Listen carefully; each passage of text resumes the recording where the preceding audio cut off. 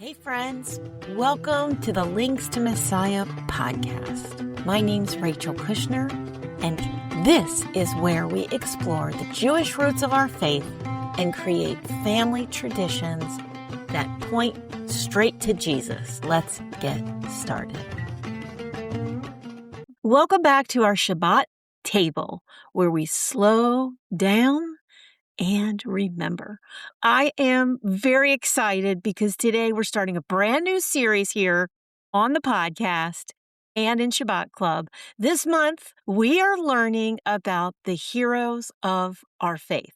These are real people from the Bible who trusted God even when life was confusing, even when life was hard, and even when the promise felt impossible. And that's where we're headed.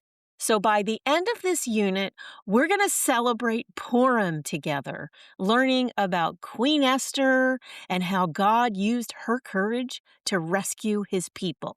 But before we get there, we are starting at the very beginning with a woman named Sarah. So if you are a part of Shabbat Club, go ahead and grab your packet for this week. You'll find fill-in-the-blank questions, drawing opportunities, and questions that are perfect for sitting around the table or even when you're driving your kids to school or to practice. And if you're not in Shabbat Club yet, you are still welcome here. I want you to listen and learn and grow together as a family. There's a link in the show notes if you want to learn more about Shabbat Club. But let's dive into the story of Sarah. Sarah's story begins with a promise. God told Sarah and her husband Abraham that they would have a son, not just any son, but a son through whom God would bless the whole world. The whole world. The only problem was Sarah was about 65 years old when God made that promise. And then she waited. She waited year after year, 5 years, 10 years, 20 years. Sarah waited about 25 years for God's promise to come true. Can you imagine waiting that long? By the time Isaac was finally born, she was, get ready, about 90 years old. That feels impossible, doesn't it? And honestly, I think Sarah thought it was impossible too. At one point, she overheard the promise again and she laughed. Not a joyful laugh, but this quiet, doubtful laugh. A laugh that said, there is no way that this can still happen. But God heard her laugh. And instead of getting angry, God stayed faithful. And that is an important thing to remember because God is not scared of our questions. He is not surprised by our doubts. In fact, He invites us to keep walking with Him, even when we don't understand what He's doing. Waiting is hard for kids, and it's hard for grown-ups too. We have to wait for answers.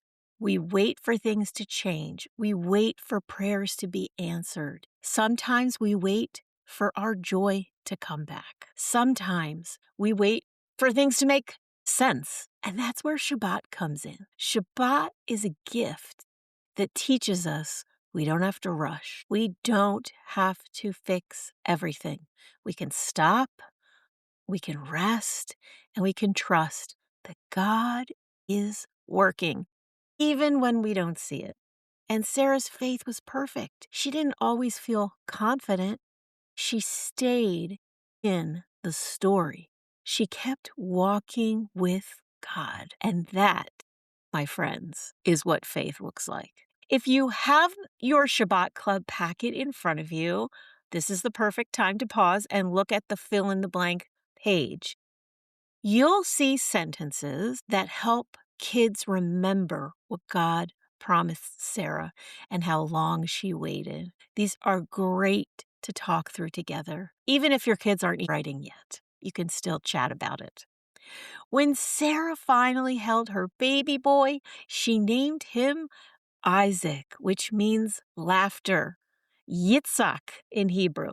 God turned Sarah's laughter of doubt into laughter of joy, and that is something only God can do. Before we move on, I want to pause and just talk about laughter, because laughter, I think, is an important part of Sarah's story. When Sarah finally had her baby, like we just said, she named him Isaac, Yitzhak. That word comes from the Hebrew root sak, which means to laugh. Now, I am not a Hebrew scholar, so I am learning right along with you.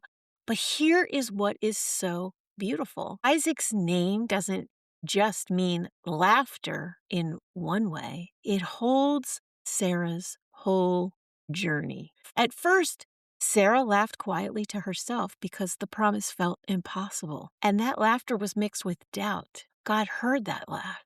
He didn't ignore it. He didn't punish her for it. Instead, he stayed faithful. And later, when Isaac was born, Sarah laughed again. But this time her laugh was different. It was a joyful laughter, a grateful laughter, the kind of laughter that says, God really did it. Sarah even says in the Bible, God has brought me laughter, and everyone who hears about this will laugh with me. Every time Sarah called her son's name, she was reminded of God's faithfulness. Isaac, laughter. Not because life was easy, but because God kept his promises. This is such a gift for us to remember. God doesn't erase our doubts. He redeems them. He could take moments where we laughed because we didn't understand and turn that laughter into joy. So again, grab your packet, and this is where the laughter transformation page is going to come alive. So your children will get to show both kinds of laughter, the unsure laughter and the joyful laughter, because both are a part of the story. And here's the deeper truth. Isaac's story doesn't end with Sarah. Through Isaac's family line came the people of Israel and eventually Jesus. Jesus is the greatest proof that God keeps his promises. Even when waiting takes a long time, even when laughter starts as doubt. So when we laugh around the table and when we slow down for Shabbat, when we trust God in the waiting, we are standing right inside of Sarah's story as well. So in that packet where you see those drawing pages, this is where kids can show what waiting feels like and what joy feels like.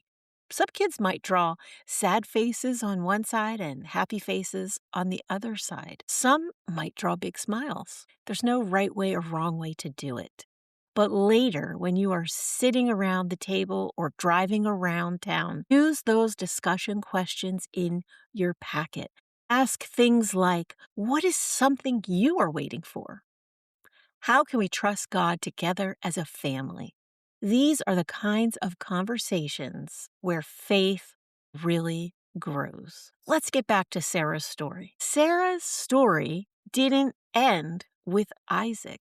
Through Isaac's family line came the people of Israel, and through that line came Jesus. Jesus is the fulfillment of every promise God ever made.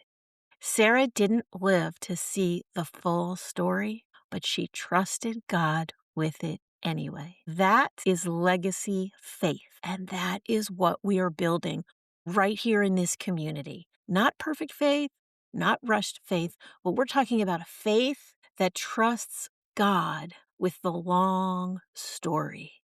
And please know that as I say this, God is teaching and training my own heart as I prepare these podcasts and Shabbat Club lessons for your family. God is using all of it to redeem my own pain and my own doubts. So as we move through this Heroes of Faith series, I want to remember this simple truth. We trust God while we wait. We trust God while we wait. We trust God while we wait.